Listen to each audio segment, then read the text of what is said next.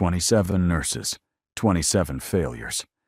27 times Kang Junwoo had hired someone to keep his dying daughter alive through the night, and 27 times they'd treated her like a checklist instead of a child. So he did what any mafia boss would do, installed cameras everywhere and watched. Every breath, every moment, every person who entered his 8-year-old's room. Then the new caretaker walked in. Foreign woman, tired eyes. She checked the IV, adjusted the oxygen, looked around the room like she was cataloging exits. And then she did something that made every man in his security room go silent. She looked directly at the camera, not past it, at it, waved, then bent down and whispered something that made his blood stop. "I know you're watching, Mr. Kang. You can come in if you want, or you can keep hiding in your surveillance room like a coward." His security chief's hand moved to his weapon. Junwoo stood, jaw clenched. No one called him a coward. He was in his daughter's room in 30 seconds. The woman looked up, completely unbothered. "Are you going to stand there looking scary, or are you going to help me keep your daughter alive?" Hey there. You know that feeling when you say something you can't take back and immediately think, did I just ruin my entire life? Nadia just experienced that, except the person she called a coward can make people disappear. Do you think she crossed the line or told the truth he needed to hear? Drop your answer and subscribe because his response is wild. Let's go. Junwoo rewound the footage, watched her again. The way she moved around his daughter's bed wasn't clinical. It was protective, like she actually cared whether a dying 8-year-old girl made it through the night. He leaned forward, eyes narrowing as the woman checked the IV line, adjusted the oxygen tube, then sat in the chair beside the bed and opened a book.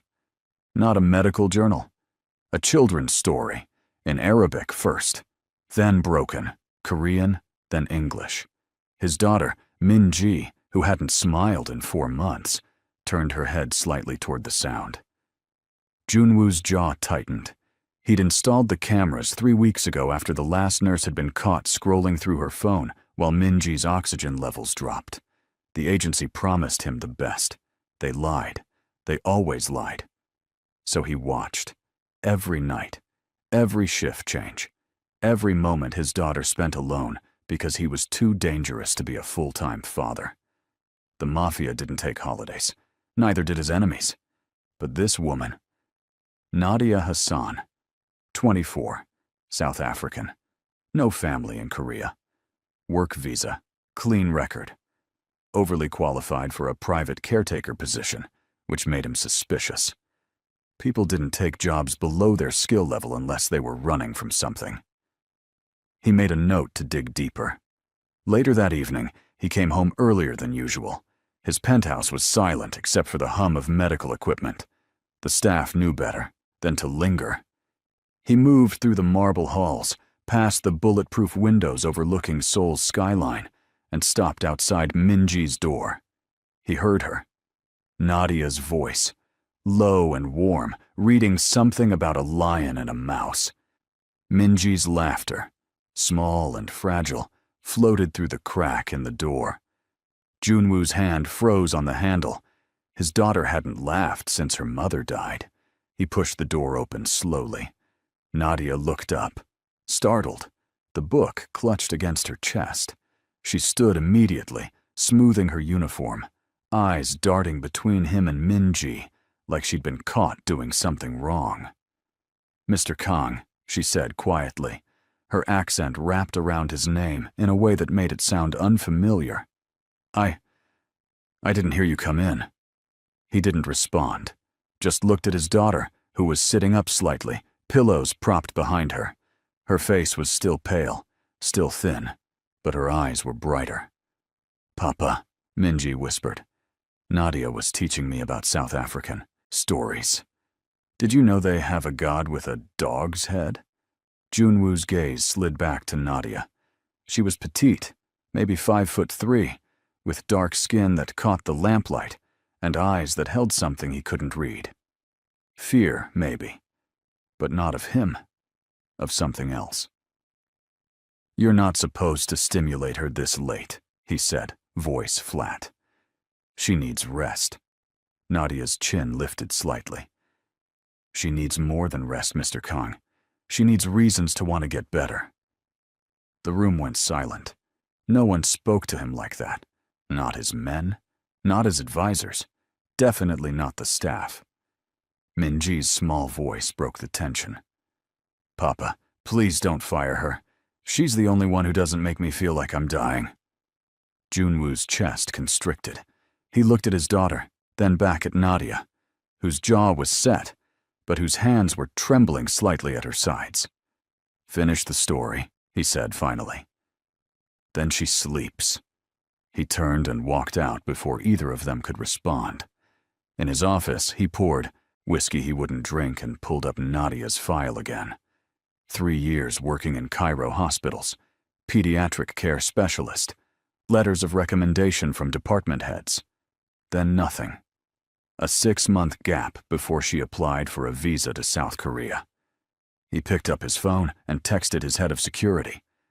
"Find out what happened in Cairo. I want everything." The response came 2 minutes later. "Already on it, boss. Should have answers by morning."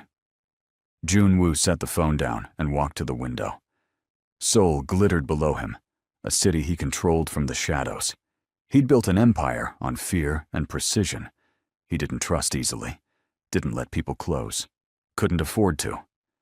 But his daughter was dying, and this stranger had made her laugh. That changed things. The next morning, Nadia arrived at 6 a.m. like always.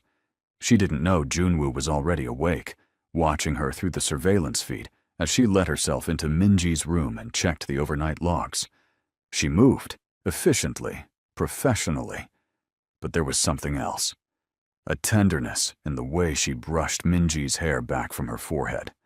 A quiet hum under her breath as she prepared the morning medications. His phone buzzed. Security. He opened the file. Nadia Hassan, former nurse at Cairo Children's Hospital, terminated after reporting a senior doctor for neglecting critical patients. The doctor was connected to a prominent family. Nadia was blacklisted, couldn't find work in South Africa. Fled to Korea on a work visa sponsored by an international care agency. Junwoo read it twice. She'd sacrificed her career to protect children. He closed the file and stood, buttoning his suit jacket.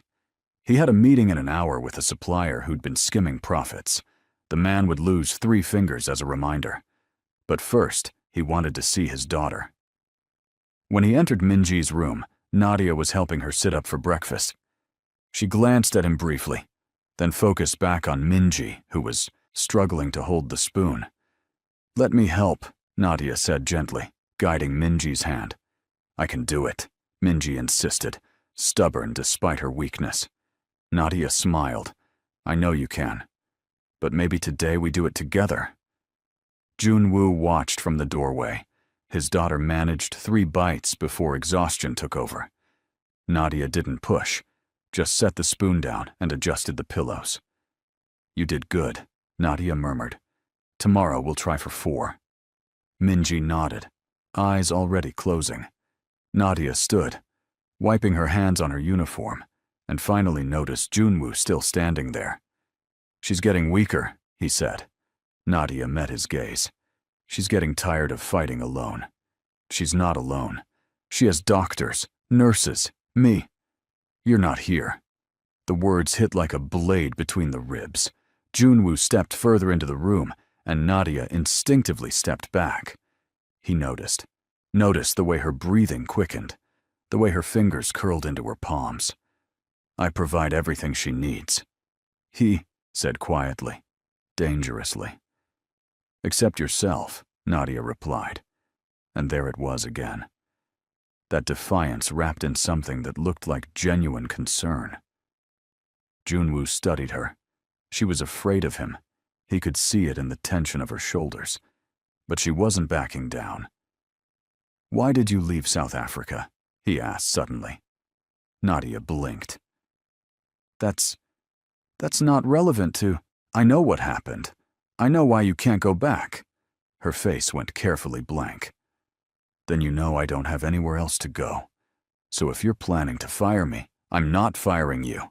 She stopped, stared at him. You're the first person my daughter has responded to in months, Junwoo continued. You'll stay.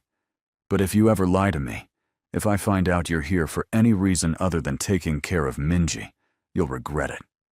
Do you understand? Nadia's throat moved as she swallowed. I understand. Good. He turned to leave, then paused. And Nadia? Yes? Thank you. For making her laugh? He left before she could respond. A few days later, Minji had a bad night. Fever spiking, oxygen levels dropping. Junwoo was in a meeting across town when his phone lit up with alerts from the medical monitors. He was in his car within seconds, driver breaking every traffic law to get him home. When he burst through Minji's door, the doctor was already there. So was Nadia, holding his daughter's hand, whispering something in Arabic that sounded like a prayer. Status! Junwoo demanded. The doctor didn't look up from adjusting the IV. Fever broke 20 minutes ago. She's stable now, but it was close. Junwoo's eyes went to Nadia, who was still holding Minji's hand, even though his daughter was asleep now. There were tear tracks on Nadia's face. You called the doctor, he said. She nodded. Her temperature hit 40 degrees. I couldn't bring it down fast enough. You did everything right, the doctor assured her. Another 5 minutes and we might have lost her. Junwoo felt something cold settle in his stomach. He'd almost lost her. Again. And he hadn't been here. The doctor packed up his equipment and left with instructions for overnight monitoring. The room emptied until it was just Junwoo and Nadia, standing on opposite sides of Minji's bed. You should go home, he said quietly. Your shift ended hours ago. Nadia shook her head. I'll stay, just in case. The night nurse, I don't trust the night nurse, not after tonight. Junwoo's jaw tightened. Neither did he. He'd noticed the woman's delayed responses, her careless handling of the equipment. I'll replace her, he said. With who? The agency sends the same types, people who see this as just another job. Nadia's voice cracked slightly. She's not just another job, Mr. Kang. She's a little girl who's terrified of dying alone in the dark. Junwoo moved around the bed slowly. Nadia stood her ground, but he saw her fingers tighten on the bed rail. What do you suggest? He asked, voice low. Let me take the overnight shifts too. I'll sleep here. I won't leave her. You'll burn out. I've handled worse. He studied her face, the exhaustion around her eyes, the determination in her jaw. This woman had nothing. No family here. No support system. Just a job that barely paid enough for a tiny apartment in a bad part of the city. And she was offering to work herself into the ground for a child that wasn't hers. Why? He asked. Why what? Why do you care this much? Nadia looked down at Minji's sleeping face. Because someone should. And because I know what it's like to be scared and alone. No child should feel that way. Something shifted in Junwoo's chest again. That same unfamiliar sensation from the surveillance room. He stepped closer. Close enough to see the flecks of gold in Nadia's dark eyes. Close enough to smell the faint scent of lavender she used. You'll move into the guest suite, he said. Next door to Minji's room. 24-hour access. Anything you need, you tell me. Understood? Nadia's eyes widened. Mr. Kang, that's not necessary. It's not a request. They stood there, too close, the air between them charged with something neither of them wanted to name. Junwoo saw the moment Nadia's fear shifted into something else. Awareness, maybe. Recognition of the line they were approaching. She stepped back first. I'll need to get my things from my apartment, she said quietly. I'll have them brought here. Give the address to my assistant. You're not leaving this house tonight. His tone left no room for argument. Not after what just happened. Nadia pressed her lips together, then nodded. All right. Get some rest. I'll watch her. Mr. Kang. That's an order, Nadia. She hesitated, then finally walked to the door. She paused there, looking back at him. You're a better father than you think you are. Then she was gone. Junwoo sat in the chair she'd vacated, still warm from her body heat, and watched his daughter breathe, in and out, in and out, each breath a small miracle. He thought about Nadia's words, about being there, about Minji fighting alone. He pulled out his phone and made 3 calls. First, to his second-in-command. Redistribute my schedule. Nothing that requires me to leave Seoul for more than 4 hours. Second, to his head of security. I want cameras in every room Nadia Hassan enters, except bedrooms and bathrooms. I need to know if anyone approaches her. Third, to his lawyer. Look into South African immigration law. I want to know what it would take to secure permanent residency for a specific individual. The lawyer didn't ask questions. No one in Junwoo's circle asked questions. By the end of the week, Nadia had settled into the guest suite. It was larger than her entire apartment had been, with a private bathroom and a balcony overlooking the gardens. She spent maybe 3 hours a day in it. The rest of her time was with Minji. Junwoo found himself coming home earlier, canceling evening meetings, making excuses to check on his daughter that really meant checking on Nadia too.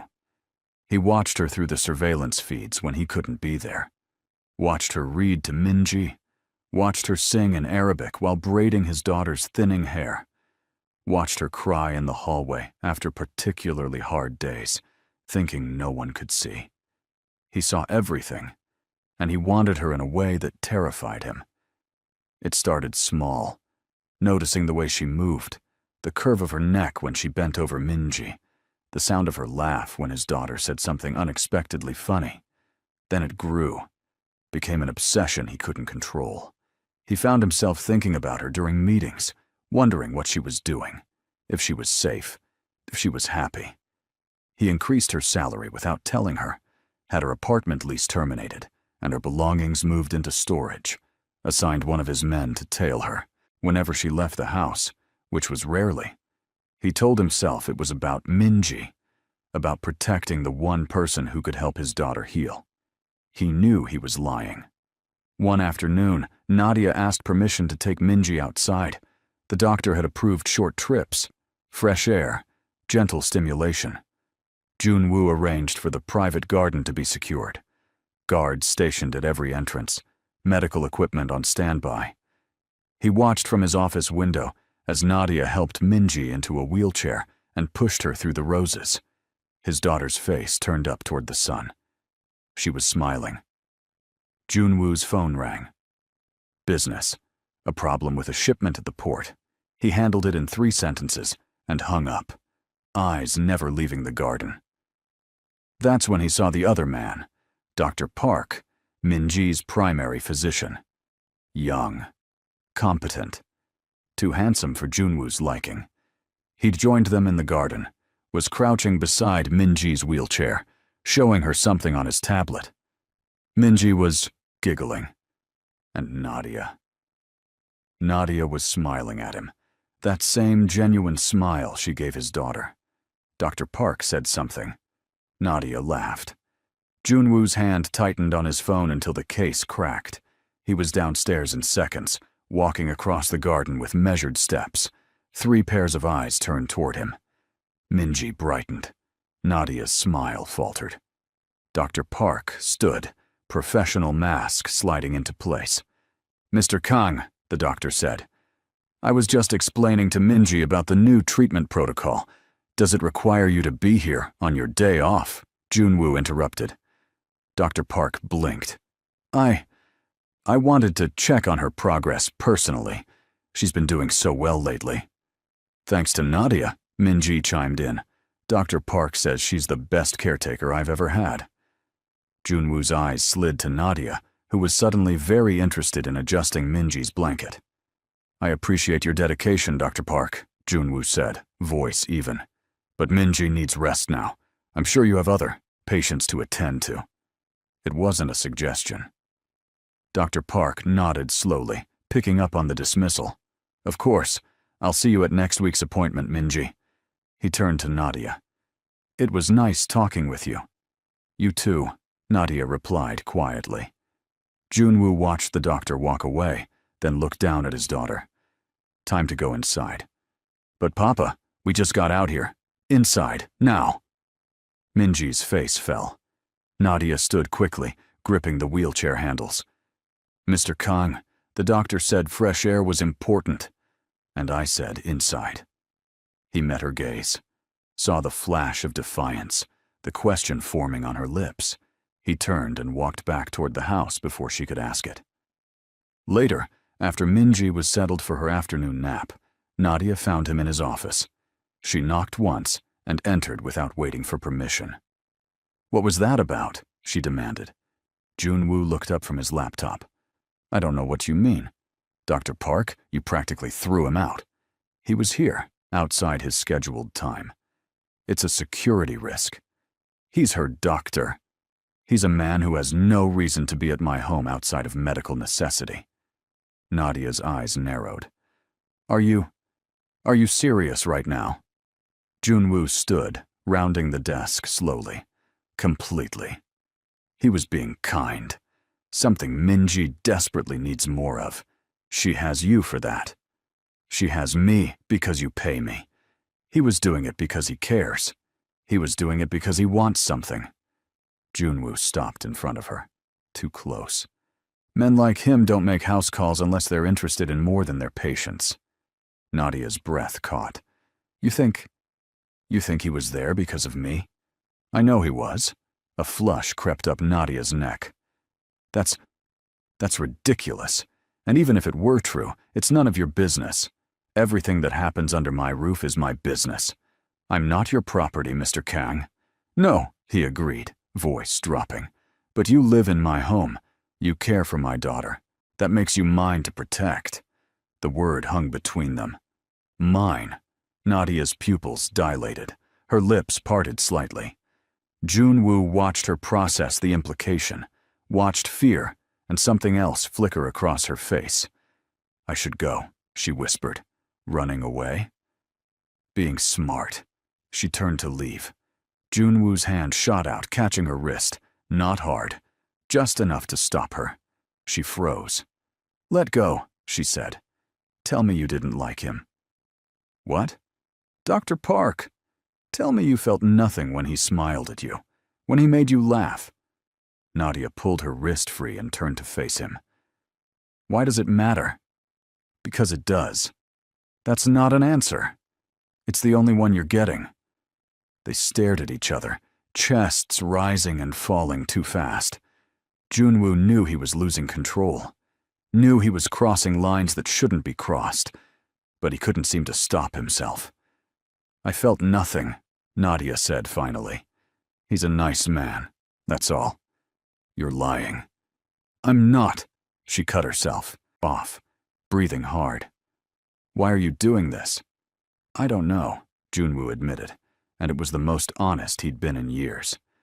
Nadia shook her head and walked out. Junwoo let her go this time. Let her retreat to Minji's room, where she'd be safe from whatever this was becoming between them. He returned to his desk and pulled up the surveillance feed. Watched her wipe her eyes in the hallway before entering Minji's room. Watched her paste on a smile for his daughter. Watched her pretend nothing had happened. He called his head of security. Dr. Park is no longer authorized for house calls. All appointments moved to the hospital. And I want a full background check.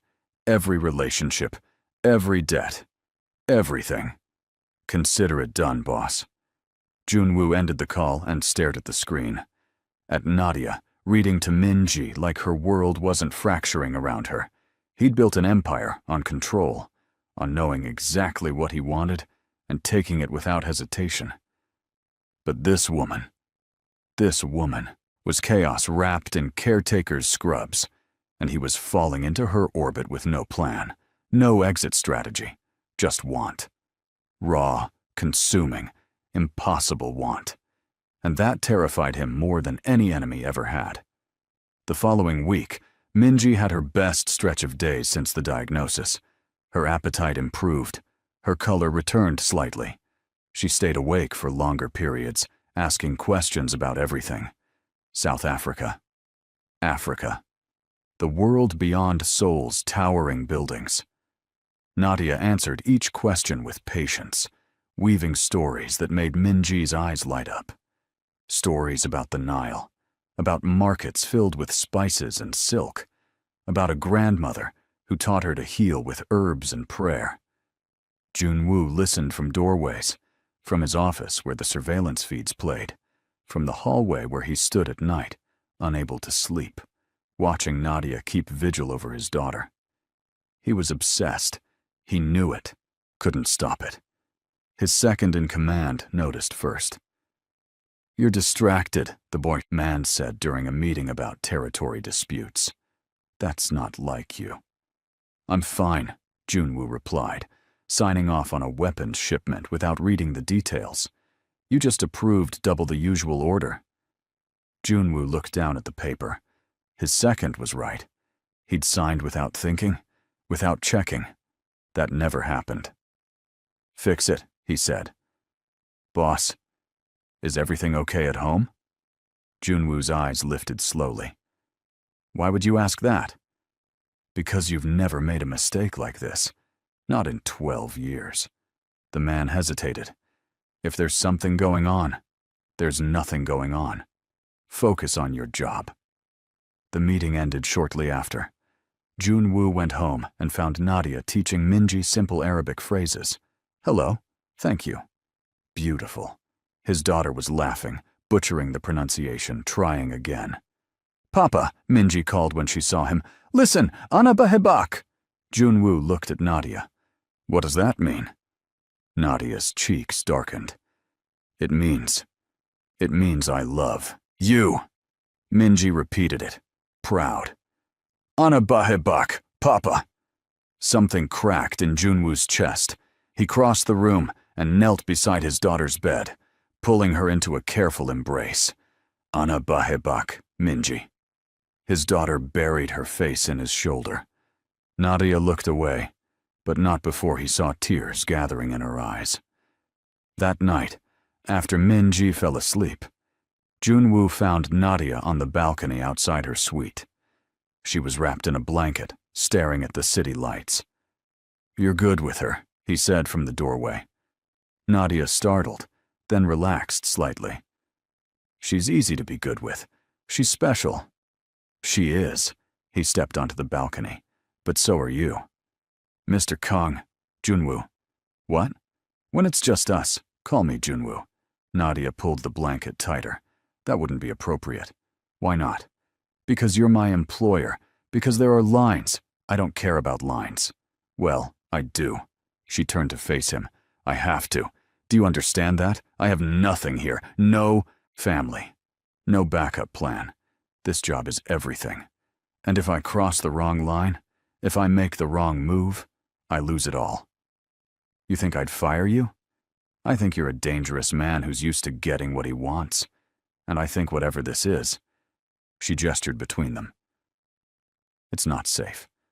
Not for me."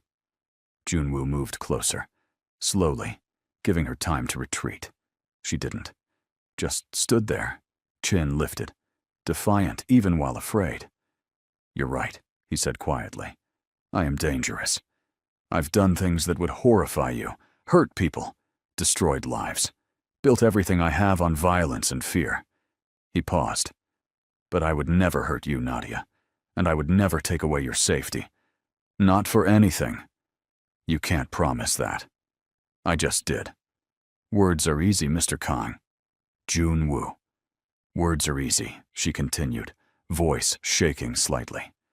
"Actions are what matter, and your actions tell me you're a man who needs control, who watches everything, who can't stand the thought of anyone getting close to me, even a doctor whose only crime was being friendly." Junwoo's jaw tightened. He wanted more than friendship. So what if he did? What does that have to do with you? everything, he said, and the word came out rougher than intended. It has everything to do with me. Nadia stared at him. Why? Because I can't stand the thought of another man looking at you the way he did. Because I wake up thinking about you, and go to sleep thinking about you, and every moment in between is just waiting until I can see you again. Because you've gotten under my skin in a way no one ever has, and I don't know what to do about it except tell you the truth. The silence stretched. A car horn sounded somewhere in the distance. Wind rustled through the garden below. This is a mistake, Nadia whispered finally. Probably. You're my employer. I take care of your daughter. There's a power imbalance here that makes anything impossible. I know. Then why are you telling me this? Because I'm tired of pretending. Junwoo stepped closer, close enough to see her pulse jumping in her throat. Because you deserve honesty. Because maybe you feel it too. Nadia's breath hitched. I can't do this. Can't or won't. Both. She moved past him, toward the door. I'm going to check on Minji. She's asleep. Then I'll sit with her anyway. That's my job, remember? She disappeared inside before he could respond. Junwoo stood on the balcony alone, hands curling into fists. He'd never been rejected before, never been told no. It should have made him angry. Instead, it made him want her more. The next morning, Junwoo had a meeting with a rival clan, negotiations over shipping routes that had turned contentious.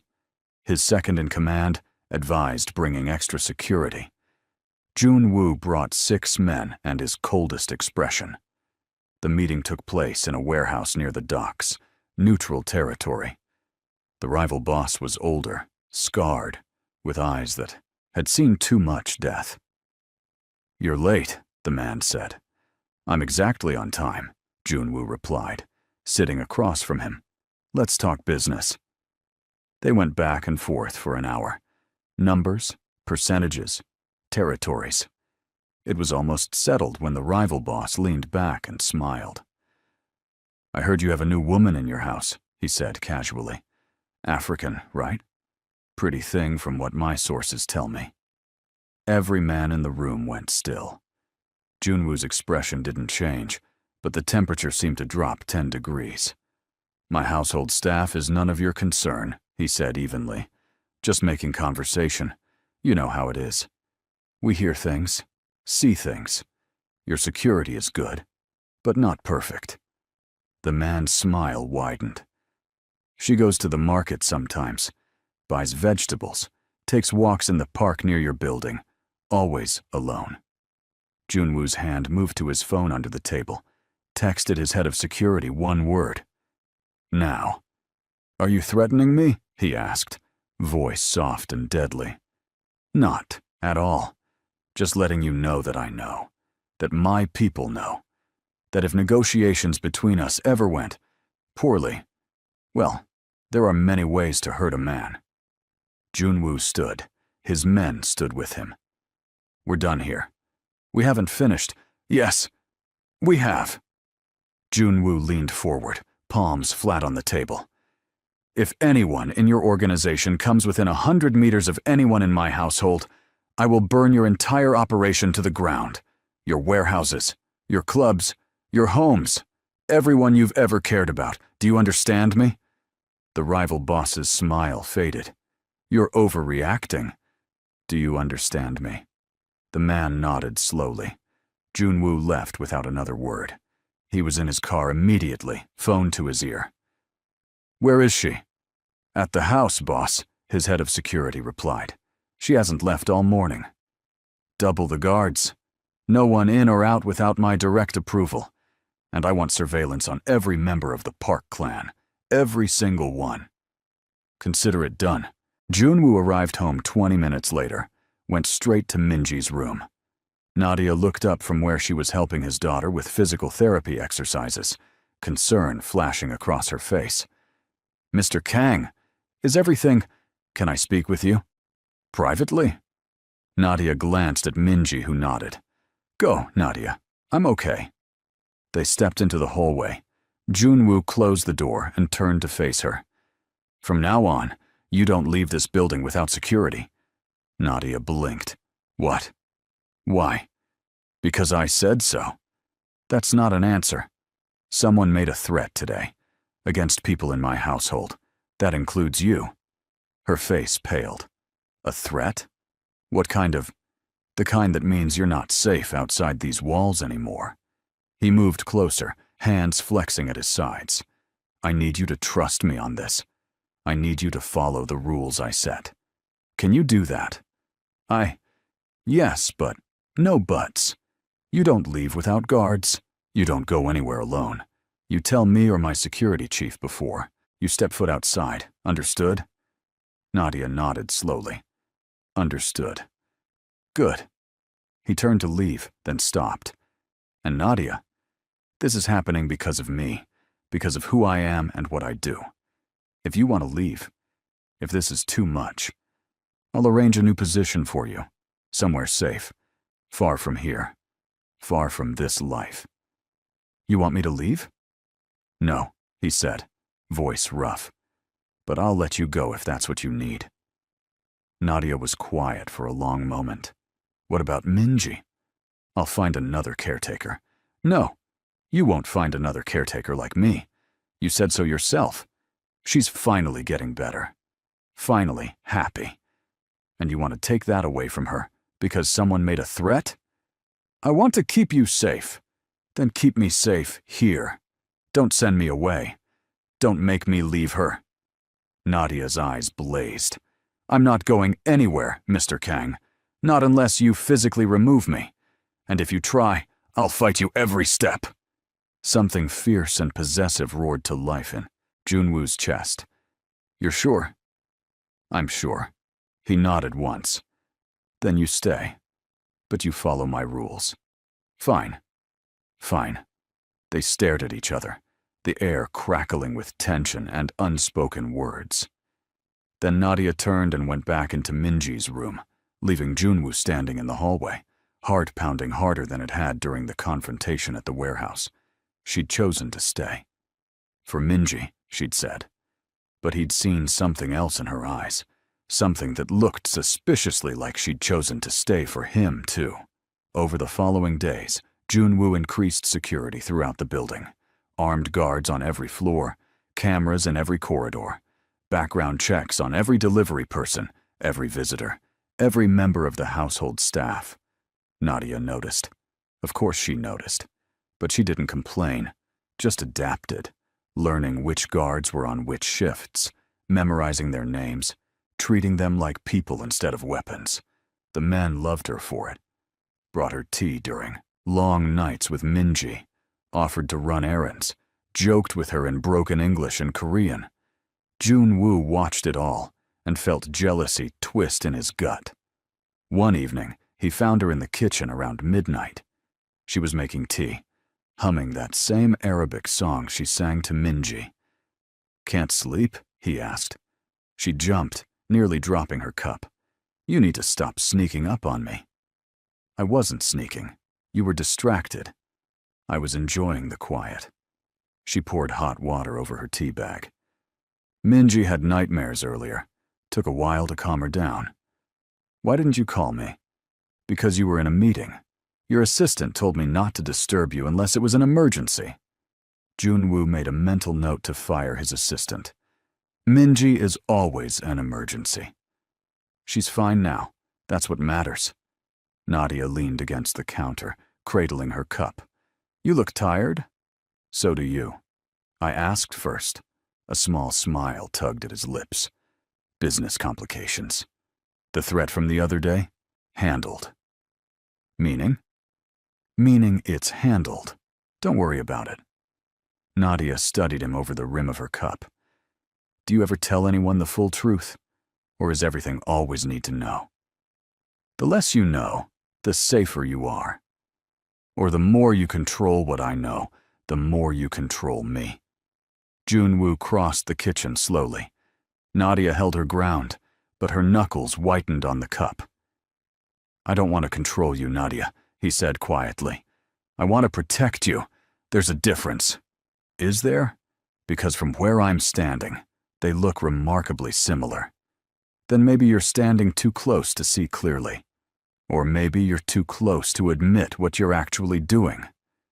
They were inches apart now, close enough that Junwoo could see the flecks of amber in her dark eyes, close enough to count her eyelashes, close enough to...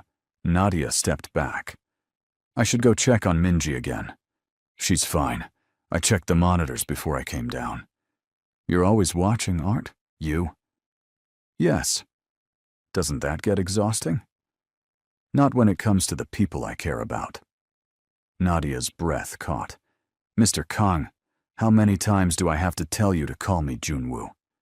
As many times as it takes for me to feel safe doing it. You're not safe with me. I don't know what I am with you.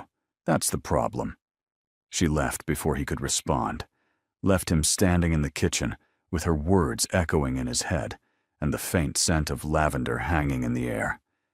He pulled out his phone and checked the security reports. Everything quiet. No unusual activity. No threats on the radar.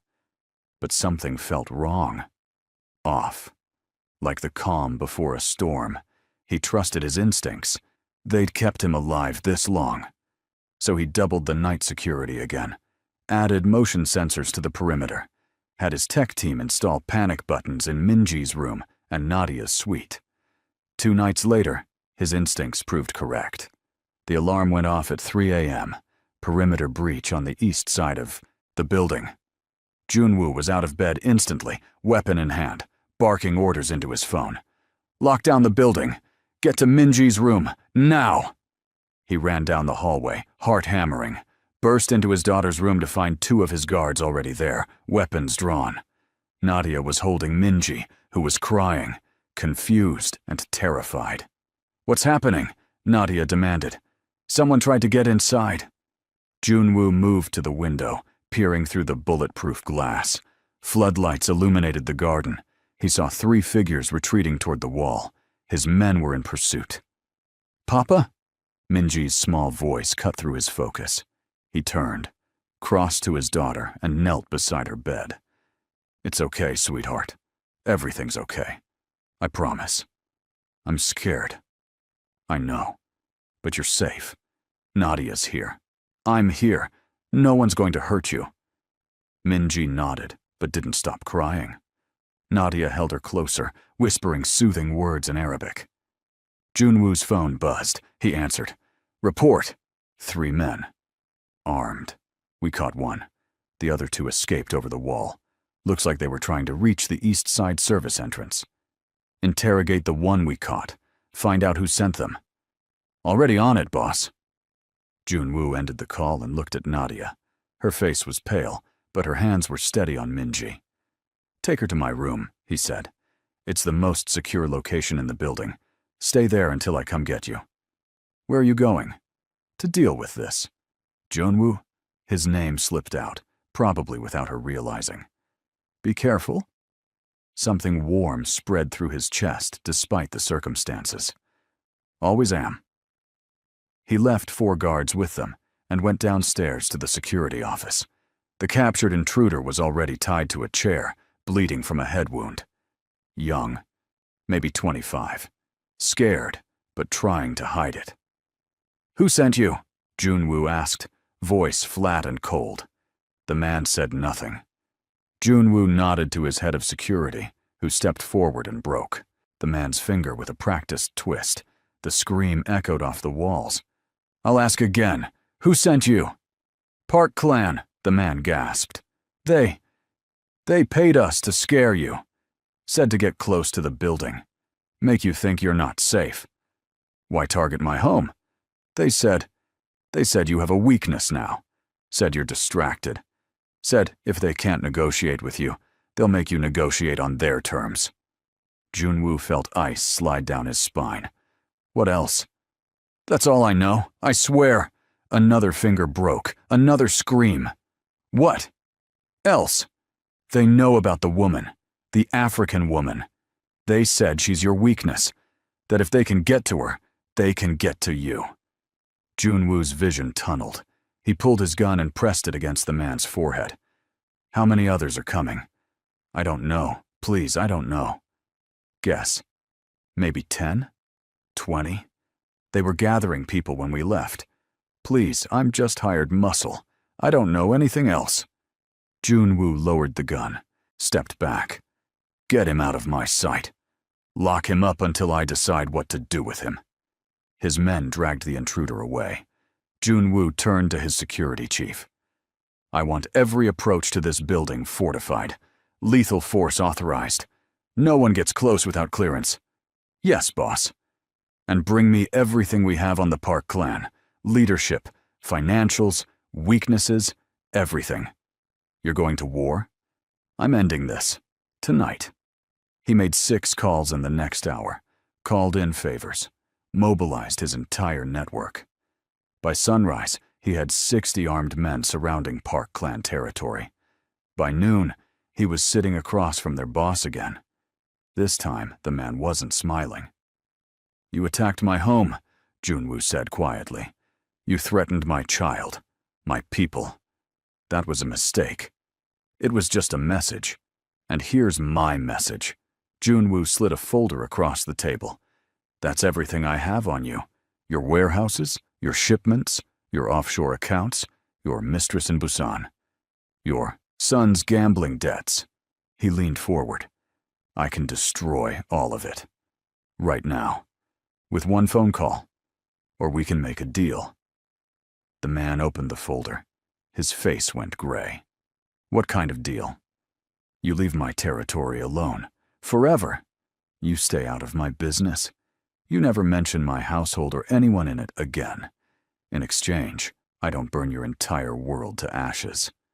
That's not a deal. That's a surrender. Yes, Junwoo agreed. It is. The man stared at the folder for a long moment, then nodded. Fine, we have a deal. Smart choice. Junwoo stood and walked out. He was back home by evening, exhausted but satisfied. The threat was neutralized. Minji was safe. Nadia was safe. That's all that mattered. He found them in his bedroom, just where he'd left them. Minji was asleep in his bed, buried under blankets. Nadia was sitting in the chair beside her, also asleep, head tilted at an uncomfortable angle. Junwoo moved quietly across the room, crouched beside the chair, studied Nadia's face in the dim light. The exhaustion etched around her eyes, the worry lines on her forehead. She'd stayed awake all day, watching over Minji while he handled business. She'd called him by his name. She'd told him to be careful. He reached out slowly and brushed a strand of hair from her face. She stirred, eyes fluttering open. Junwoo? Her voice was thick with sleep. It's over, he said quietly. You're safe. Both of you.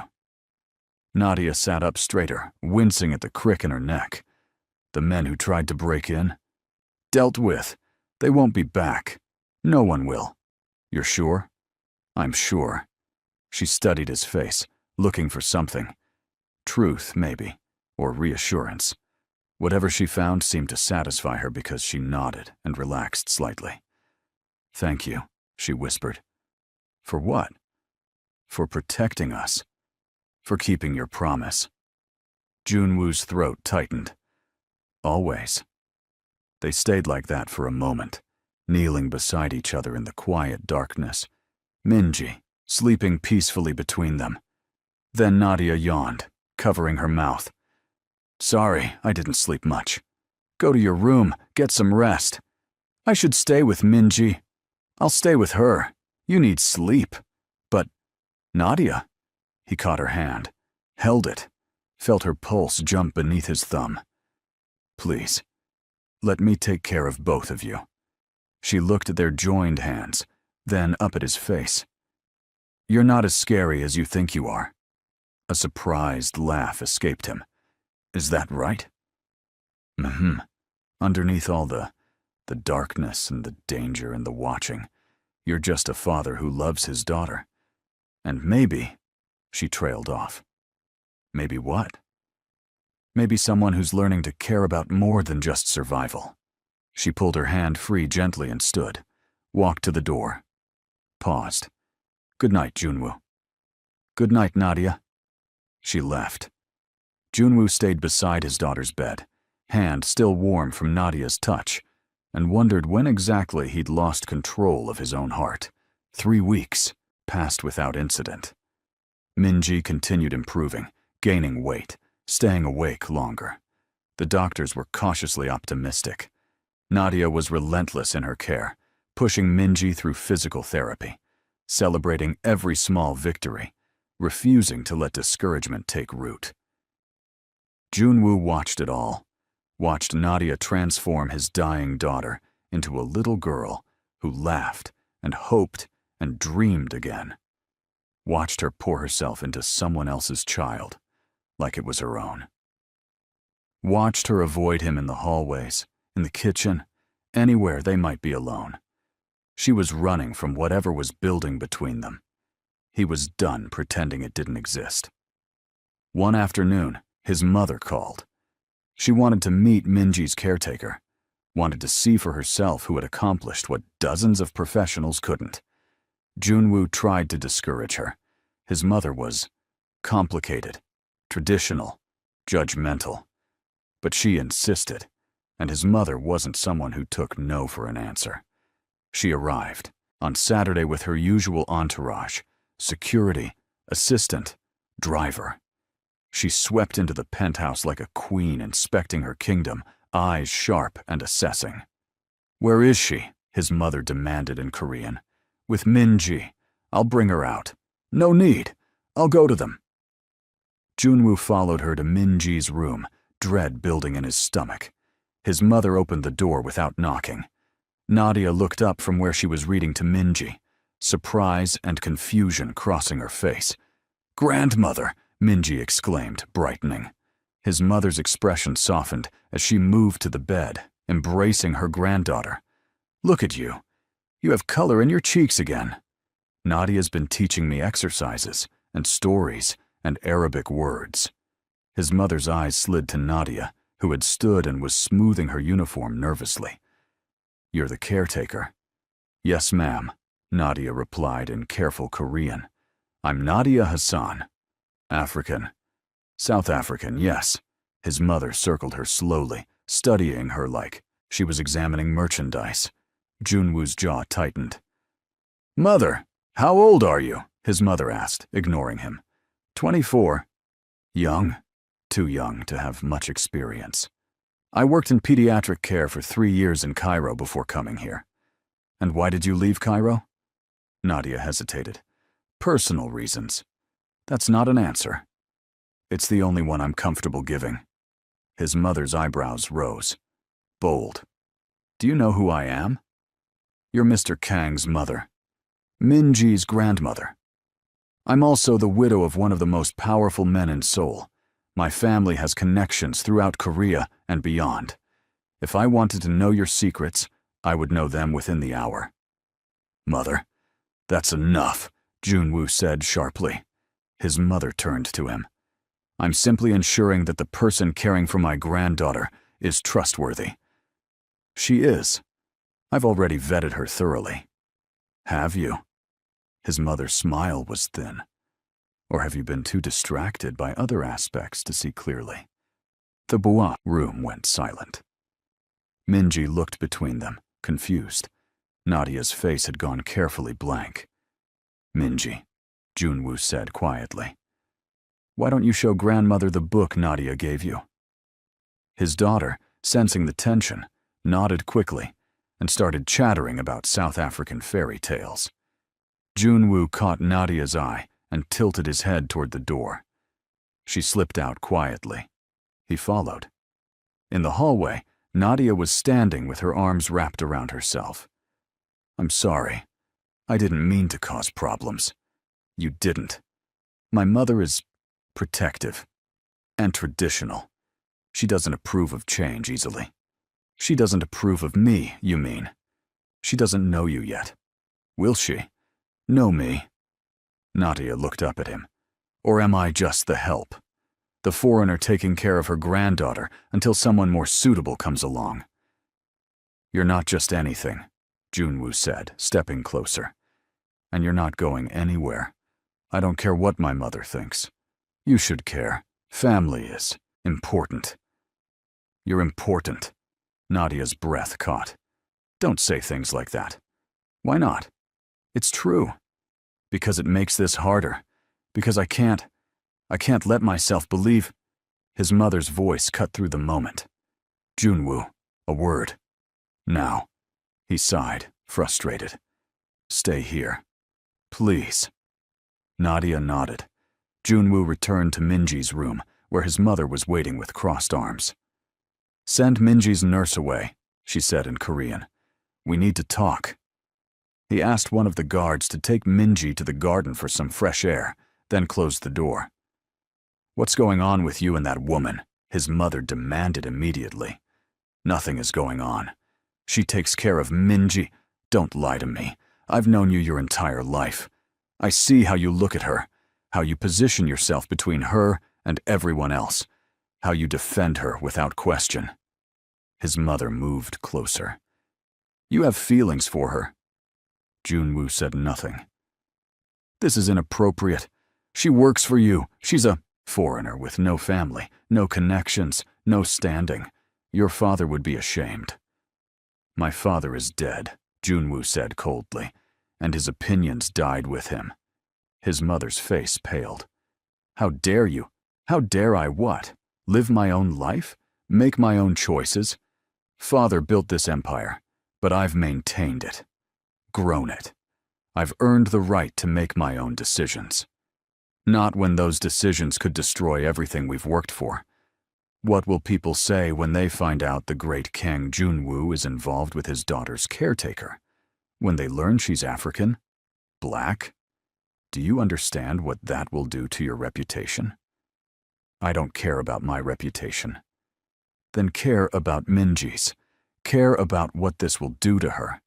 She's finally getting better, and you want to complicate her life with this inappropriate relationship? There is no relationship. Yet. But you want there to be. I can see it. His mother's voice softened slightly. Son, I understand. Loneliness. I understand what it's like to lose a spouse and raise a child alone.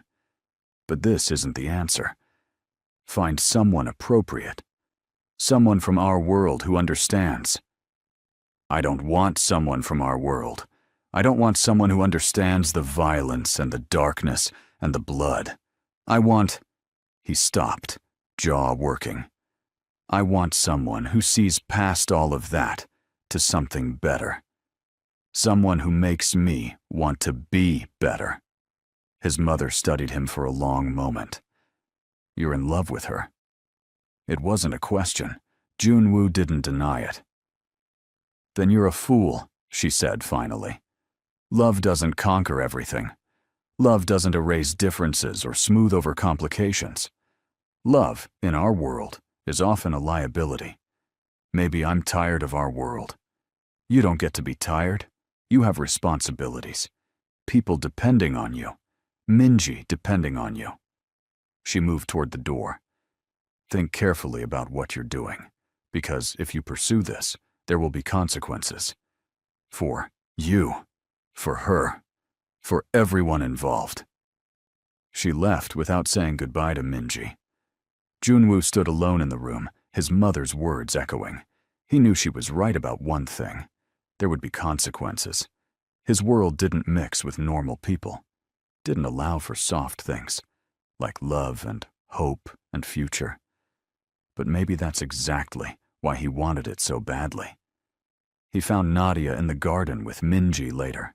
His daughter was showing her the koi pond, pointing excitedly at the orange and white fish.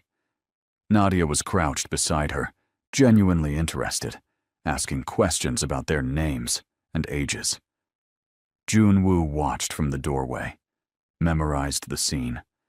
The way afternoon light caught in Nadia's dark hair, the sound of his daughter's laughter, the peace of the moment. Then his phone rang. Business. Always business. He answered and walked away, dealing with problems that seemed increasingly meaningless compared to what he was leaving behind. That evening, after Minji was asleep, Nadia knocked on his office door. She entered without waiting for permission, something she never did. "Your mother hates me," she said without preamble. Junwoo looked up from his laptop. "She doesn't hate you. She doesn't know you. She thinks I'm inappropriate, that I'm, what did she say? A liability. You were listening. The walls are thin, and she wasn't exactly quiet." Nadia crossed her arms. "She's right, though. Whatever this is between us, it's complicated. Too complicated. Life is complicated. Not like this. Not with the mafia and the threats and the surveillance and the—" She waved her hand. "All of it. I can't do this, Junwoo. I can't be whatever you want me to be. I just want you to be yourself. You want me to be available, accessible, controllable. That's not true, isn't it? You watch me constantly. You dictate where I can go, who I can talk to. You lost your mind when a doctor smiled at me. You've built a cage around me and called it protection." Junwoo stood slowly. "Is that really what you think?" "I don't know what to think anymore." Nadia's voice cracked. "I came here to do a job, to help a sick little girl.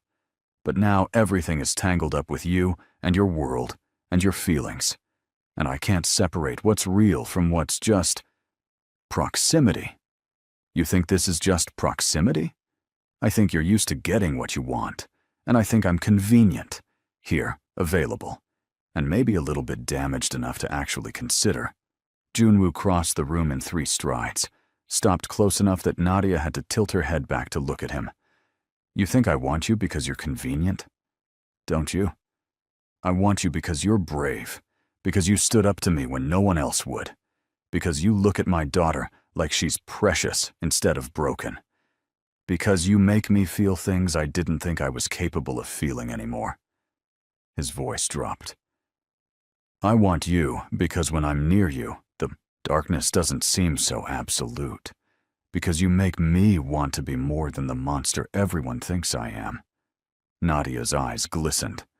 "That's not fair. Nothing about this is fair. I can't be your redemption, Junwoo. I can't fix what's broken in you. That's not my job. I know. I'm not asking you to fix me. I'm asking you to give us a chance, to see if maybe we could be something together. And if it doesn't work, if we try and it falls apart, what happens to Minji? What happens to me? I'll make sure you're taken care of. I don't want to be taken care of. I want to be equal. I want to be chosen because I matter, not because I'm useful." Her voice shook. "Do you even see the difference?" Junwoo opened his mouth, then closed it. She was right. He'd been approaching this like a business transaction, like something he could control and manage and contain. "I see it," he said finally. "And you're right. I've been trying to control this because that's what I do. That's how I've survived. But that's not what you deserve." "What do I deserve?" "Better than me," he admitted. "Someone without blood on his hands. Someone who can give you a normal life. Someone who won't put you in danger just by being near you." "Then why are you still standing here?" "Because I'm selfish. Because I can't stand the thought of you with someone else. Because even knowing you deserve better, I still want you." He paused. "And because I think maybe you want me too, even though you shouldn't." Nadia stared at him. "You're right. I shouldn't. Everything logical says I should run as far from you as possible. But I can't stop thinking about you either. I can't stop noticing when you're in a room. I can't stop caring when you're late coming home. I can't stop." She trailed off, shaking her head. "This is a mistake. Probably. We're going to hurt each other. Possibly. Your mother will never accept me. I don't care. You should care. Family matters. You matter more." The words hung between them, raw, honest, terrifying. Nadia closed her eyes. I need time to think, to figure out if I'm brave enough for this. Take all the time you need. What if I decide I can't do it? Something painful twisted in Junwoo's chest. Then I'll let you go. I'll find you a new position, somewhere safe, and I'll spend the rest of my life wondering what we could have been. Nadia opened her eyes, looked at him like she was memorizing his face. Then she turned and walked out. Junwoo stood alone in his office, hands clenched at his sides, and tried to remember how to breathe. The next few days were torture. Nadia remained professional, polite, distant. She cared for Minji with the same devotion, but avoided being alone with him, avoided eye contact, avoided everything that wasn't strictly necessary. His daughter noticed. "Why is Nadia sad?" Minji asked one night. "She's not sad, sweetheart. She's just tired." "No, Papa, she's sad." "I can tell. Did you make her sad?" The question hit harder than any accusation. "Maybe. Probably. I'm not very good at making people happy." "That's not true. You make me happy." Junwoo pulled his daughter into a careful hug. "You're easy to love." "So is Nadia. You should tell her." "It's complicated. Grown-ups always say that. But it's not complicated. If you love someone, you tell them.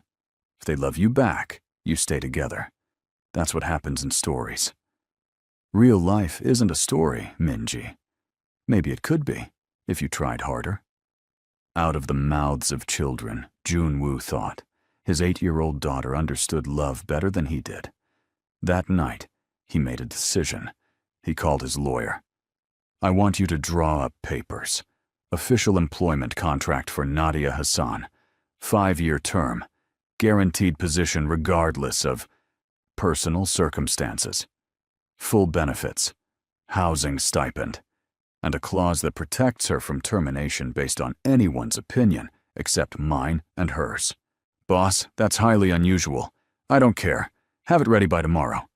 "What's this about?" "Making sure someone knows they matter, that they're not disposable, that they have security no matter what happens." The lawyer was quiet for a moment. "All right. I'll have it ready." Junwoo hung up and stared at the security feed showing Nadia reading to Minji. She was wearing the soft pink sweater he'd had delivered last week. Her hair was pulled back in a braid.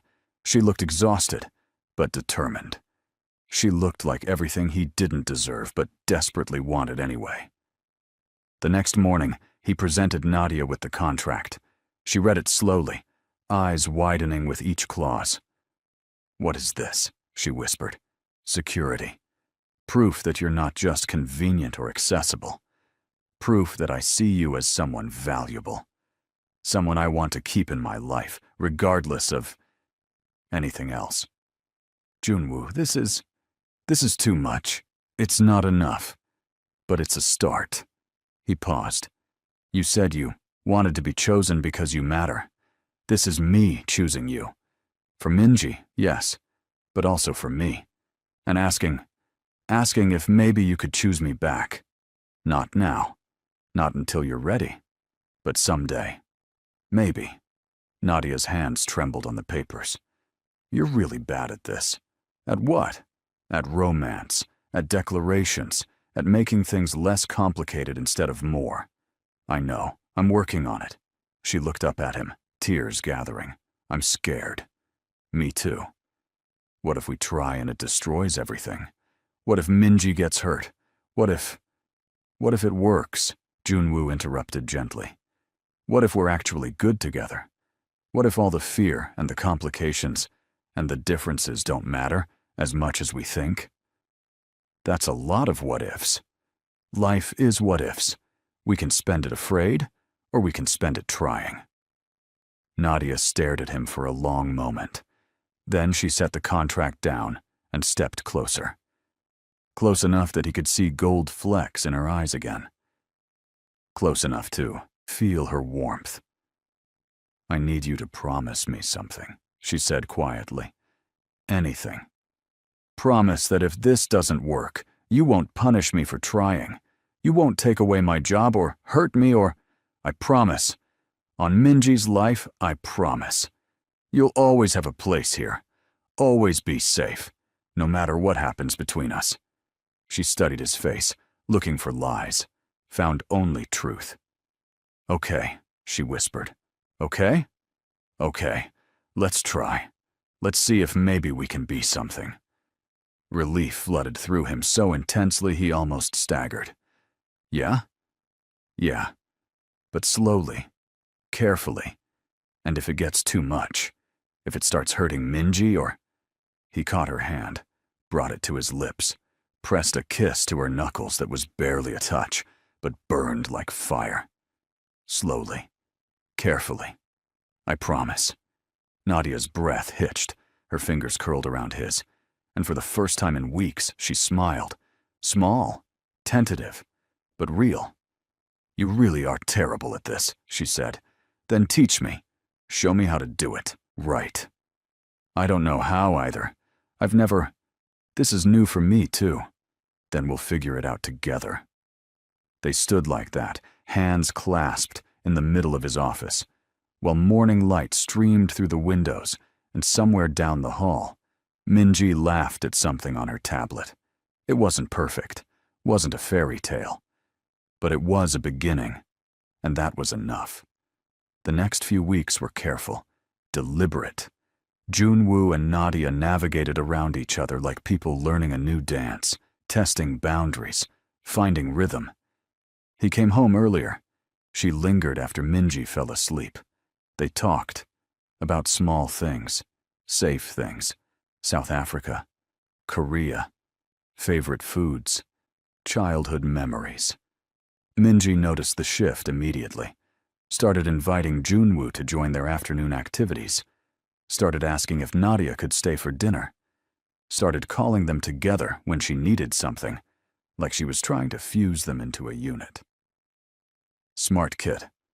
One evening, Junwoo suggested, taking Minji to the aquarium. The doctors had approved longer outings. Minji was ecstatic. Nadia agreed cautiously. They went on a Wednesday when crowds would be minimal, surrounded by security disguised as regular visitors. Minji held both their hands as they walked through the underwater tunnels, sharks gliding overhead. She asked endless questions, pointed at everything, laughed when Nadia pressed her face against the glass to get closer to a sea turtle. Junwoo watched them together and felt that dangerous hope expanding in his chest again. On the way out, Minji insisted on the gift shop. She dragged Nadia toward the stuffed animals while Junwoo waited near the door. That's when he saw him.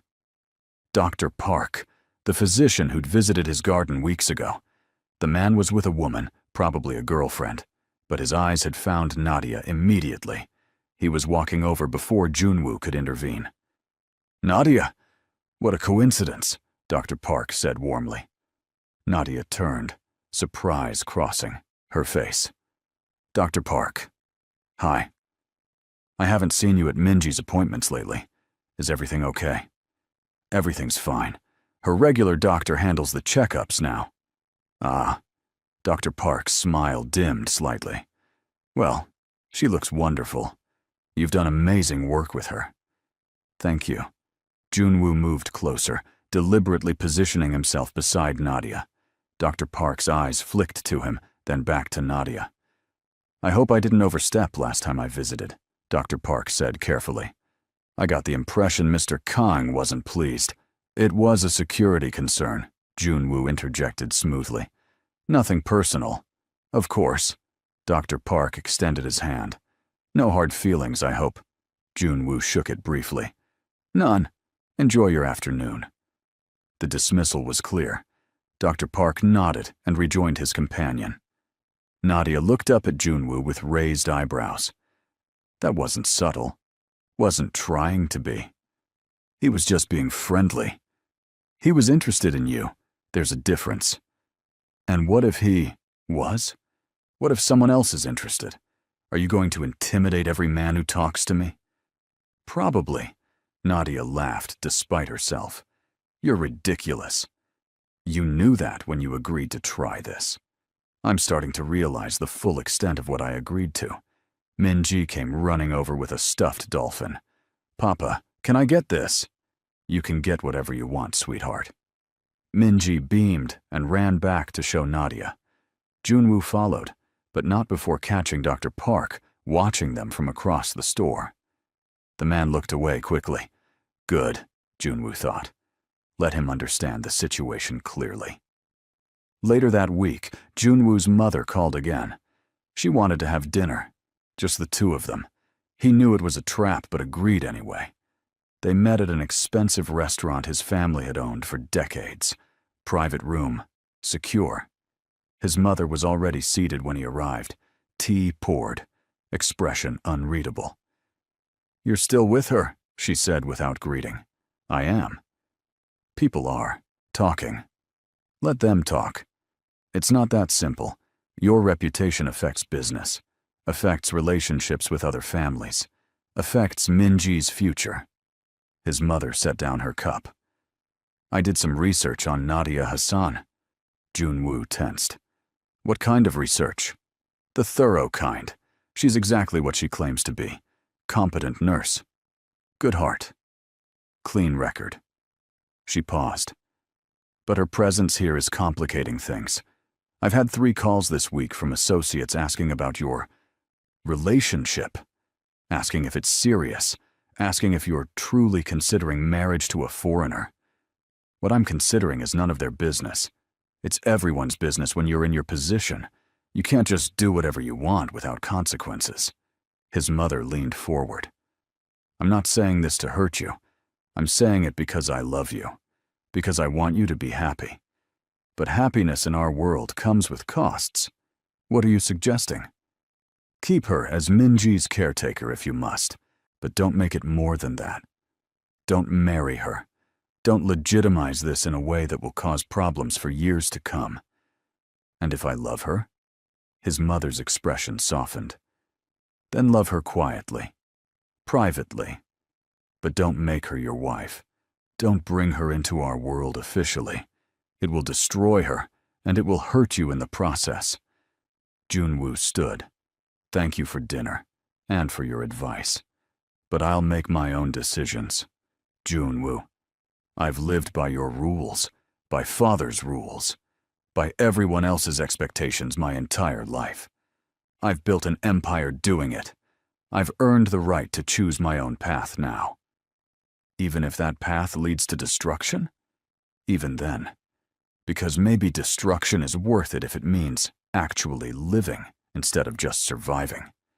He left before she could respond, drove home with his mother's warnings echoing.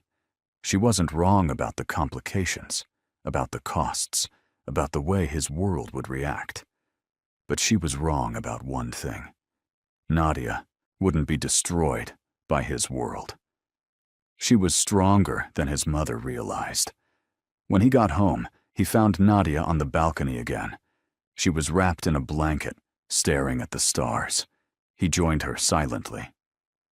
"Your mother called me," Nadia said after a moment. Junwoo's jaw tightened. "When?" "This afternoon, while you were out." "What did she say?" "That I should leave, that I'm causing problems for you, that Minji would be better off with someone more appropriate." Nadia's voice was steady but quiet. "She offered me money, a lot of money, to disappear." "And what did you say?" "I told her no, that I wasn't here for money, that I cared about Minji too much to abandon her." She turned to look at him. "I didn't tell her about us, about trying. I thought maybe you'd want to tell her yourself." "I did tell her, tonight at dinner. She didn't take it well. She's protecting you, protecting her family. I understand that." "Do you?" "Of course. I'd do the same if I were in her position." Nadia pulled the blanket tighter. "She's not wrong, you know. I am complicating things, making your life harder. You're also making it better." "Am I? Or am I just a distraction? A break from reality that will eventually wear off?" Junwoo moved closer, until they were standing side by side, shoulders almost touching. "You're not a distraction. You're the most real thing in my life right now." That's a pretty line. It's the truth. He turned to face her fully. "Nadia, I know this is hard. I know my world is complicated and dangerous, and not what you signed up for. But I meant what I said before. I want this. I want you. Not despite the complications, but maybe because of them. Because you make me want to be someone worthy of fighting for something good. What if we fight and lose? Then at least we fought. At least we tried." He reached out slowly, giving her time to pull away. She didn't. He cupped her face gently. "I'm falling for you. Probably. Already fallen. And I know I'm doing this badly. And I know I'm not romantic.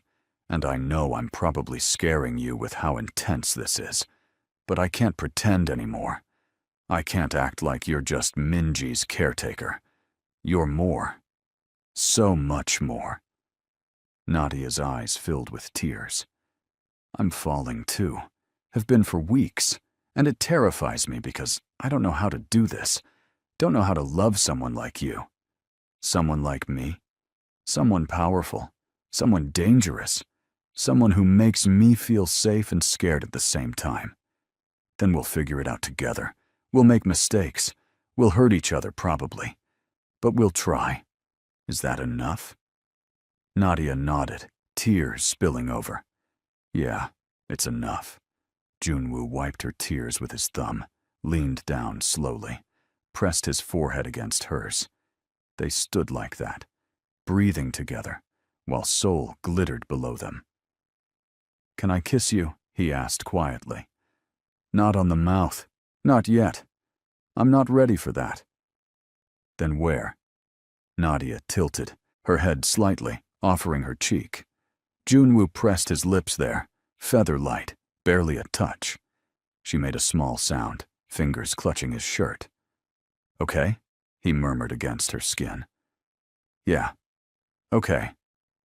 They stayed on the balcony until the cold drove them inside. Didn't talk much, didn't need to. Something had shifted, solidified. They were really trying now, really choosing this. Whatever came next, they'd face it together. The following month was the happiest Junwoo could remember. Minji continued improving. Nadia moved through his home like she belonged there. They fell into routines, morning coffee together while Minji slept, evening walks in the garden, stolen moments in hallways where he'd catch her hand, or she'd lean against him briefly. It wasn't perfect. They argued sometimes, about his overprotectiveness, about her stubbornness, about how to handle Minji's treatment, but they always talked through it, always found middle ground. His mother stopped calling. That worried him more than her interference had. Then everything changed. It was a Tuesday. Normal. Quiet. Junwoo was in a meeting when his phone exploded with alerts. Security breach. Not at his home. At the hospital where Minji had her weekly appointment.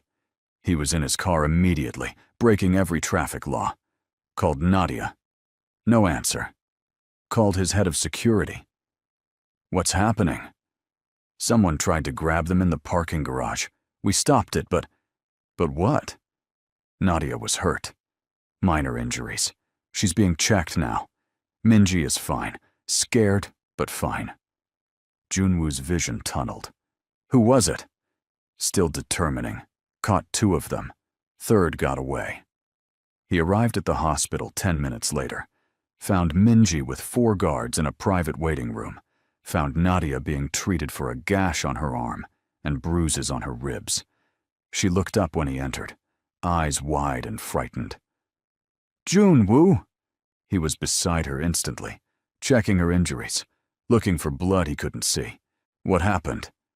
3 men. They tried to take Minji. I got in the way. Your guards stopped them, but her voice broke. They were going to take her. They had a van ready. They knew our schedule. Someone inside, Junwoo said, voice cold and deadly. Someone told them where you'd be. He pulled out his phone and made one call. Lock down everything. Check every employee, every guard, every person who had access to today's schedule. I want names within the hour. He hung up and turned back to Nadia. She was crying now, shaking with delayed shock. He pulled her carefully against his chest, mindful of her injuries. "You're safe," he murmured. "Both of you are safe." They knew Junwoo. They knew exactly where we'd be. How is that possible? I don't know, but I'm going to find out. The doctor cleared Nadia an hour later. Minor injuries, nothing serious. But Junwoo saw the way she flinched at sudden movements now. Saw the fear that hadn't been there before.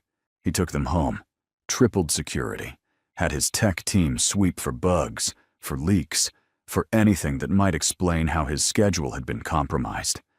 They found it in his assistant's computer, a keystroke logger. Installed 3 weeks ago. Every email, every message, every schedule sent to outside servers. His assistant had been working for him for 5 years. Trusted, vetted, loyal, or so he'd thought. The interrogation took 30 minutes. The assistant broke easily, confessing to everything. A rival group had approached him, offered money, threatened his family. He'd given them access in exchange for protection. "Who?" Junwoo demanded. "The Park clan. They wanted leverage. Said if they had Minji, you'd have to negotiate." Junwoo didn't let him finish. One bullet. Clean. Final. He made 6 more calls that night, mobilized every resource he had. By dawn, he was sitting across from the Park clan boss again. This time, there were no negotiations. "You tried to take my daughter," Junwoo said quietly. The man held up his hands. "That wasn't authorized. Some of my men acted independently. Don't lie to me. I have the paper trail, the payments, the messages. It all leads back to you. Kang, please, we can work this out." "No, we can't." Junwoo stood. "You have 24 hours to liquidate your entire operation and leave Korea. If I see you or anyone associated with you after that deadline, I'll kill every single one of you, starting with your family." "You can't. I can, and I will. This is your only warning." He walked out. Knew the man would run. Men like him always did when faced with someone more ruthless. By the time Junwoo got home, he was exhausted, covered in blood that wasn't his, empty in a way he hadn't felt in years. He found Nadia in Minji's room. His daughter was asleep. Nadia was sitting beside the bed, staring at nothing. "It's over," he said from the doorway. Nadia didn't look at him. "Is it? Or will there be someone else next week, next month, next year? I've eliminated the threat. You've eliminated this threat. But there will be others. There will always be others, because this is your life, Junwoo. This is what you do." She finally turned to face him. "I knew it intellectually. Knew you were dangerous. Knew your world was violent. But today I saw it. I felt it. I watched men try to steal an 8-year-old girl to use as leverage. And I realized this will never end. Not as long as you're who you are. I'll protect you. I don't want to need protection. I don't want to live in fear. I don't want Minji growing up knowing that any moment someone might try to hurt her to get to you." Nadia stood, wrapping her arms around herself. "I can't do this. I thought I could. Thought love would be enough. But it's not. Not when the cost is this high. Nadia, please. I'm leaving. First thing tomorrow. I'll help you find a replacement. Someone good. Someone who will take care of Minji. But I can't. I can't stay here anymore. You promised. You said we'd try. I tried. And today I almost died. Today Minji almost got kidnapped. That's not trying, Junwoo. That's surviving. And I'm tired of just surviving." She walked past him, toward her suite. Junwoo followed. "Don't leave, please. I'll fix this. I'll make it safer. You can't make it safe. Not completely. Not while you're still in this world. She spun to face him. I love you. God help me. I love you. But loving you isn't enough. Not when it means living in constant fear. Not when it means putting Minji in danger just by being here. Then I'll leave, Junwoo said desperately. I'll walk away from everything. The business, the clan, all of it. We'll go somewhere safe. Start over. Just the three of us. Nadia stared at him. You don't mean that.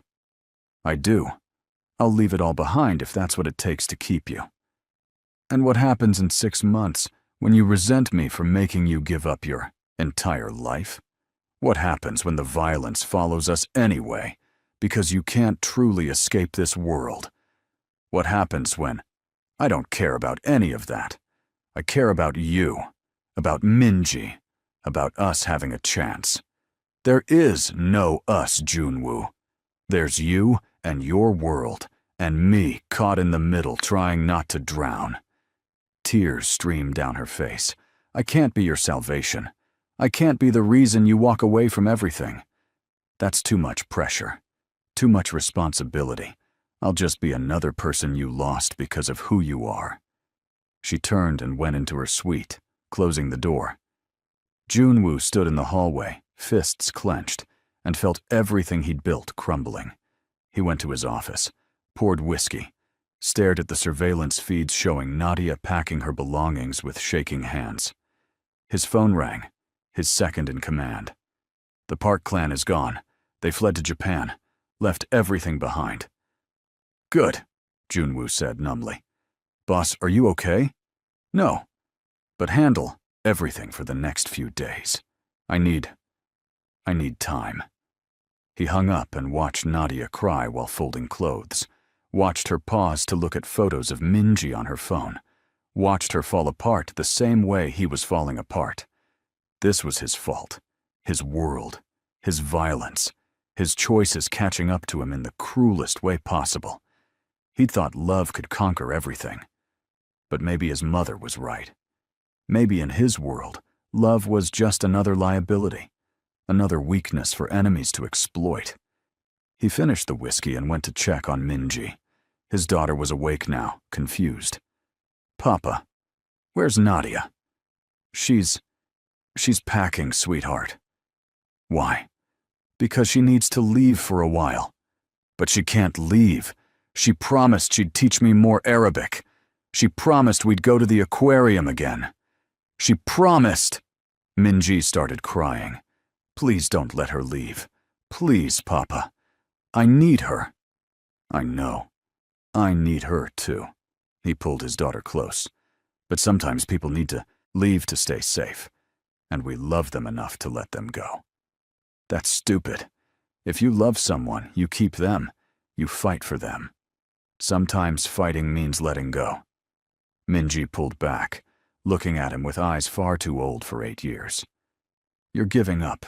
You're letting her leave without really trying. That's not fighting. That's being scared. The words hit like bullets, because his 8-year-old daughter was right. He was scared, terrified of pushing too hard and breaking Nadia completely, terrified of being selfish and keeping her in danger, terrified of losing her, but even more terrified of watching her get hurt because of him.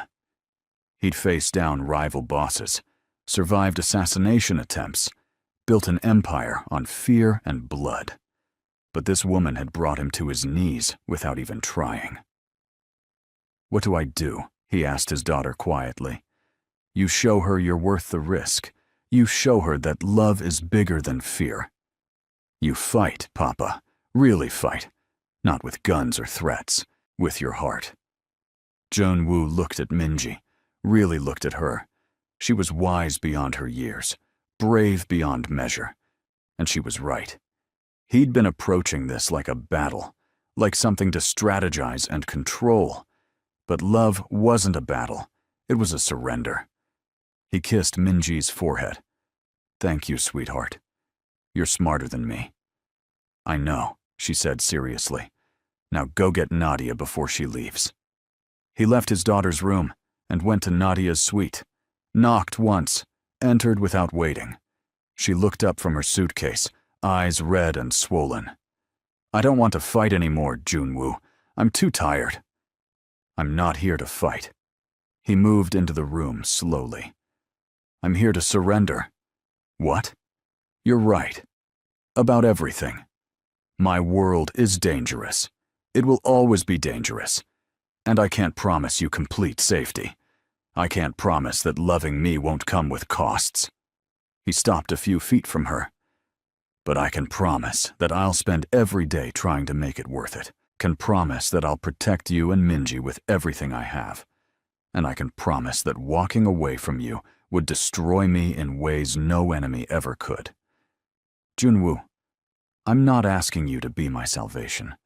I'm not asking you to fix me. I'm asking you to stand beside me while I become someone better. Someone worthy of you and Minji. Someone who uses power to protect instead of destroy. That's not realistic. Maybe not.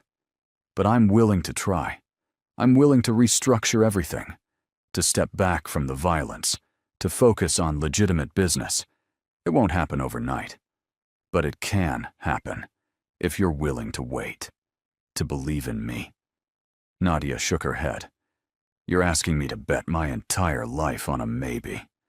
I'm asking you to bet on US, on what we could be if we're brave enough to try." He moved closer. "You said love isn't enough. You're wrong. Love is everything. It's the only thing that matters. And I love you, Nadia. I love you so much it physically hurts. I love you enough to walk away if that's what's best for you. But I'm begging you not to make me. I'm begging you to stay, to fight with me, to build something beautiful out of all this darkness." Tears ran down Nadia's face. "What if we fail? Then we fail together. But what if we don't? What if we actually make it? What if we build a life where Minji grows up safe and loved, where you're happy, where I'm someone you're proud to be with? I'm already proud of you. That's not the issue. Then what is? I'm scared, Junwoo. Terrified of losing you. Terrified of losing Minji. Terrified of loving you so much that when it all falls apart, I won't survive it. Then be scared with me. Be terrified together. But don't leave. Please, please don't leave." He was begging now. Kang Junwoo, who'd never begged for anything in his life, was on his knees in front of this woman, pleading. Nadia looked down at him, touched his face gently. "You really mean this? Every word. You'd really change? Really try to be different? For you? For Minji? I'd do anything." She was quiet for a long moment. Then she knelt in front of him until they were eye to eye. "If I stay, if we do this, I need you to promise me something. Anything. Promise me that if it gets too dangerous, if keeping me here puts Minji at risk, you'll let me go. You won't fight it. You won't try to keep me through obligation or guilt. I promise. And promise me you'll actually try, really try to change, to build something better. I promise, on everything I have, on everything I am, I promise." Nadia searched his face, looking for lies, found only desperate truth. "Okay," she whispered. "Okay? Okay. I'll stay. I'll try. I'll be terrified and probably make mistakes and definitely drive you crazy. But I'll stay." Relief crashed through him so intensely he couldn't breathe for a moment. He pulled her into his arms, careful of her injuries, and held her like she might disappear if he let go. "Thank you," he murmured against her hair. "Thank you." They stayed like that for a long time, on the floor of her suite, holding each other, crying together, choosing each other despite everything. Eventually, Minji appeared in the doorway. "Does this mean Nadia's staying?" They pulled apart, laughing through tears. "Yeah, sweetheart," Nadia said. "I'm staying." Minji launched herself at them both, creating a tangle of arms and tears and laughter. They ended up on the floor together, a makeshift family built from pain and hope and stubborn love. Later, after Minji was back in bed, Junwoo and Nadia sat on her balcony again. He'd cleaned up, changed clothes. She'd stopped packing. "This isn't going to be easy," Nadia said quietly. "I know. People will judge us. Your mother, your associates, probably the entire city. Let them. And Minji. We have to be careful. Make sure she's protected. Make sure this doesn't hurt her." "Agreed. She's the priority. Always." Nadia leaned her head on his shoulder. "I still can't believe I'm doing this. Having regrets already? No, just amazed at myself for being this brave. Or this stupid. Haven't decided which yet." Junwoo smiled and kissed the top of her head. Brave. Definitely brave. They sat in comfortable silence, watching the city lights.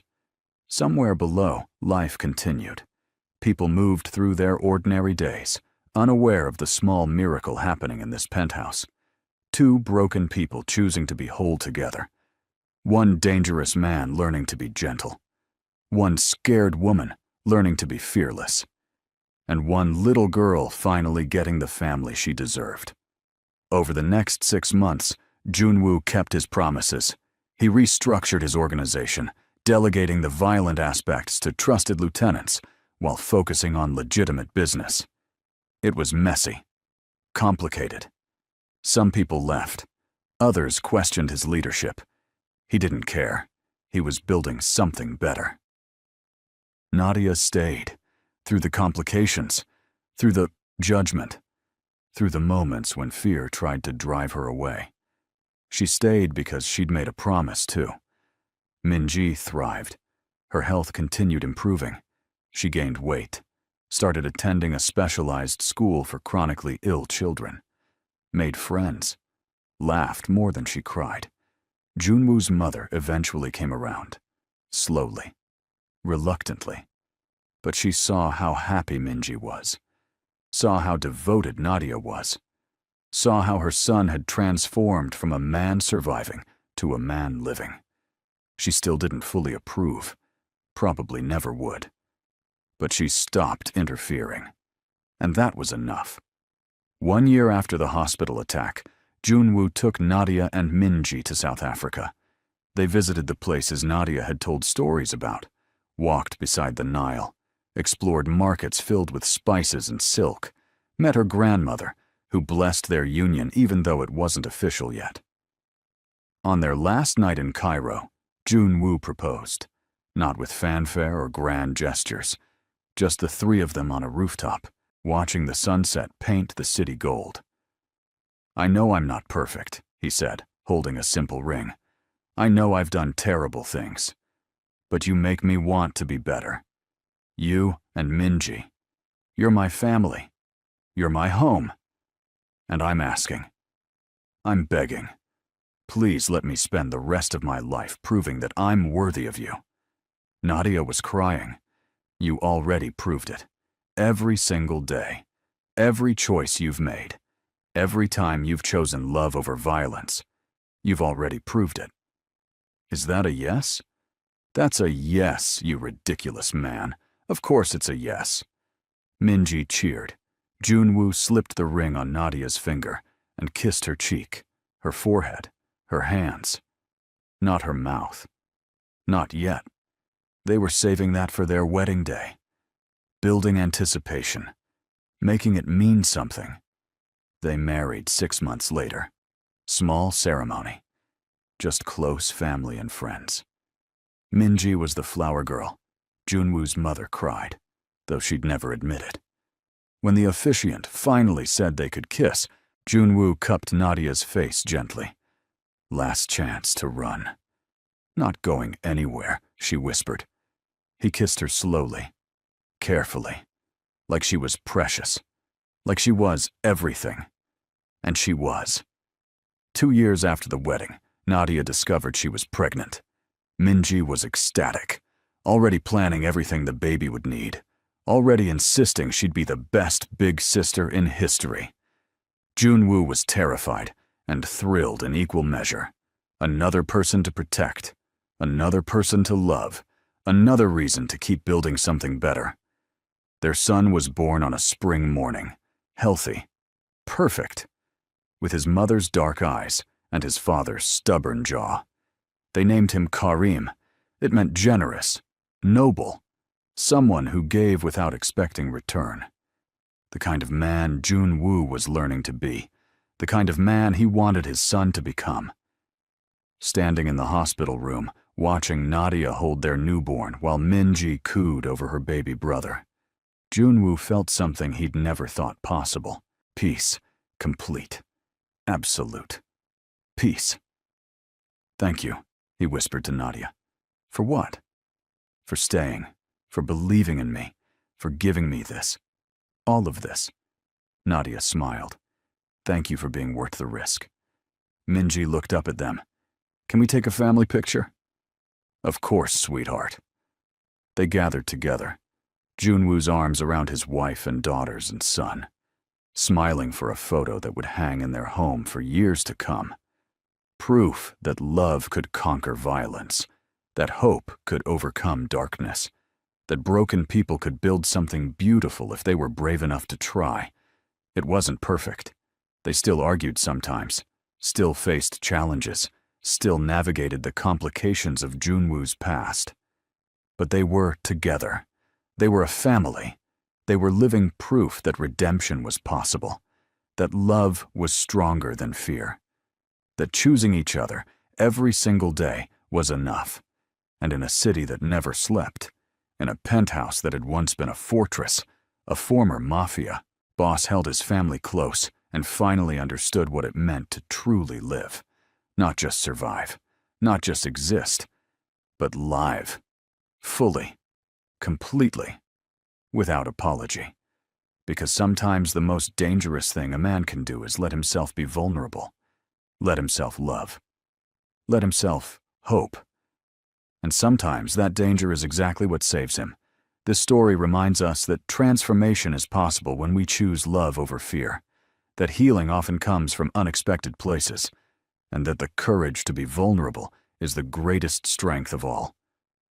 Real change requires sacrifice, consistency, and the willingness to become better versions of ourselves for those we love. Family isn't always born. Sometimes it's built through choice, devotion, and unwavering commitment to each other's well-being.